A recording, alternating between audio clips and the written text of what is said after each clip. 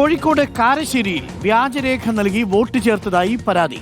കോൺഗ്രസ് നേതാവിന്റെ മകന്റെ ജനന സർട്ടിഫിക്കറ്റ് തിരുത്തി വോട്ട് ചേർത്തുവെന്നാണ് LDFന്റെ ആരോപണം.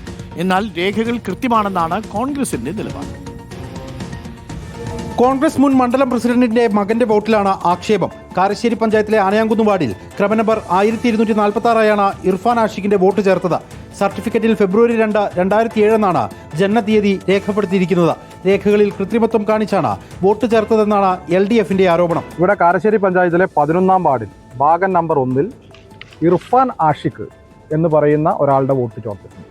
ഈ വോട്ട് വ്യാജമായി, ഐഡന്റിറ്റി കാർഡ് വ്യാജമായി, ഡേറ്റ് ഓഫ് ബർത്ത് തിരുത്തി ഉണ്ടാക്കുക. എന്നാൽ രേഖകൾ കൃത്രിമമായി നൽകിയിട്ടില്ലെന്ന് മാത്രമാണ് മകന്റെ വോട്ടുമായി ബന്ധപ്പെട്ട പഞ്ചായത്തിലെ കോൺഗ്രസ് നേതാവ് കൂടിയായ സമാൻ ചാലുളിയുടെ വിശദീകരണം. സംഭവത്തിൽ തെരഞ്ഞെടുപ്പ് കമ്മീഷന് പരാതി നൽകുന്നതടക്കം നിയമ നടപടികളുമായി മുന്നോട്ട് പോകാനാണ് LDF തീരുമാനം.